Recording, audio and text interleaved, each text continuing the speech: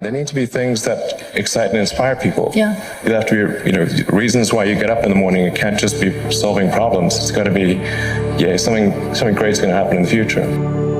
Well, first of all, I'd say I actually feel fear quite strongly.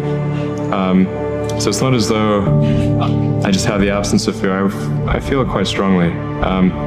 But there are just times when something is important enough, you believe in it enough, that you do it in spite of the fear. There's always a chance of failure. So I think it's important that you really like whatever you're doing. If you don't like it, life is too short. And also, if you like what you're doing, you think about it even when you're not working. I mean, it's something that your mind is drawn to. And if you don't like it, you just really can't make it work, I think. When you're building something new, there's going to be mistakes. And it's important to recognize those mistakes, acknowledge them, and take corrective action. And the success of a company is very much more about how quick are you to fix the mistakes, not will you make mistakes. And if you see the difference between a startup that is successful and one that is not, and it's because the successful one, they both made mistakes, but the successful one recognized the mistakes, fixed them very quickly, and the unsuccessful one tries to deny that the mistakes exist. A lot of life in general, in any job, there's you have to do your chores. I think to be successful at almost anything, you have to do the tough stuff and as well as the enjoyable stuff. You have to do the boring stuff as well as the non-boring stuff. And if you don't do your chores, then bad things will happen. But if they don't do the things that they don't like to do, then the company will be in trouble. You have to, you basically, it's more fun to cook the meal than to clean the dishes. Okay, but you need to clean dishes.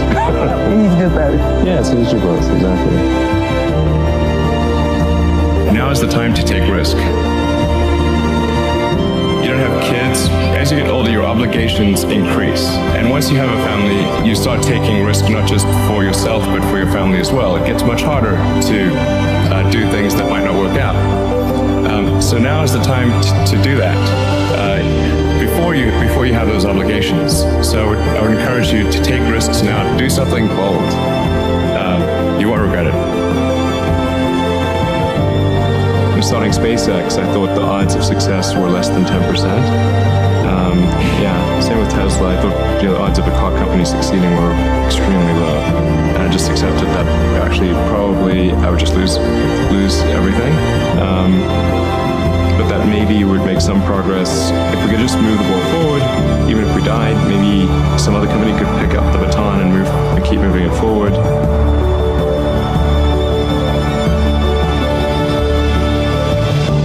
First of all, I really need to give some thought to how can I provide advice that would be most helpful, and I'm not sure I've given enough thought to that to give you the best possible answer. But I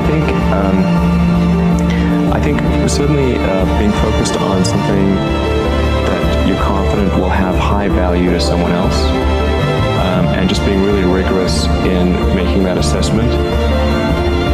A natural human tendency is wishful thinking.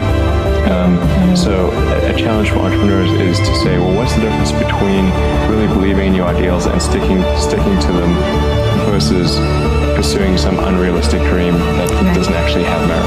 And that is a really difficult thing to tell you. Can you tell the difference between those two things? Right. So you need to be sort of very rigorous in your self-analysis. I think certainly extremely tenacious and then just work like hell. I mean, you just have to put in, 80-hour, 100-hour weeks every week.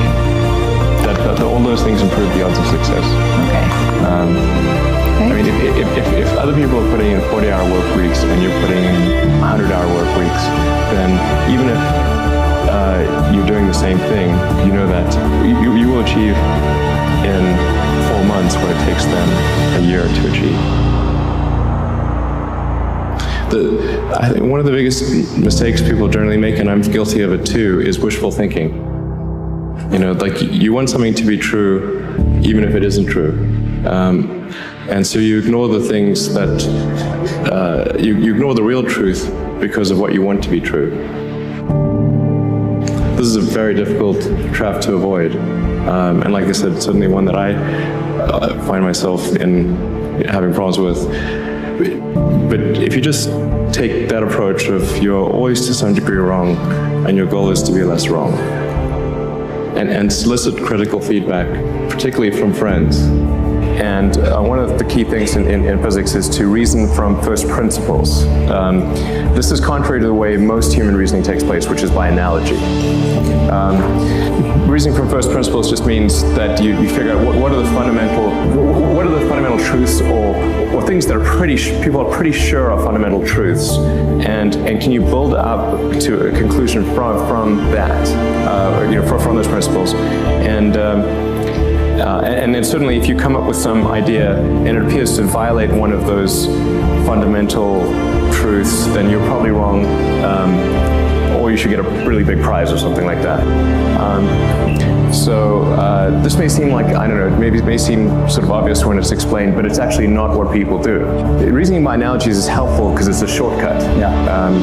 And it's mostly correct, but it tends to be most incorrect when you're dealing with new things, because it's hard to analogize to something really new.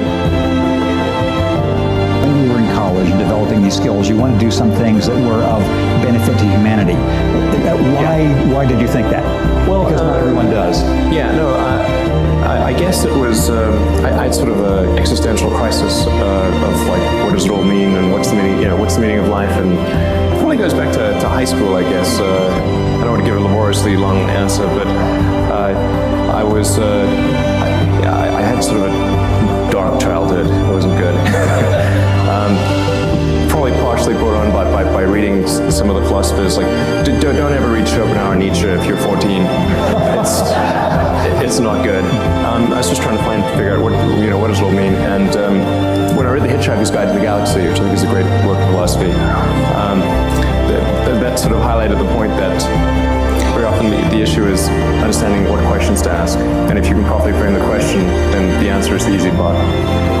So I thought things that expand the scope and scale of the human consciousness and allow us to better ask questions and achieve greater enlightenment, those are good things. And so that's sort of what can we do that's going to most likely lead to that outcome.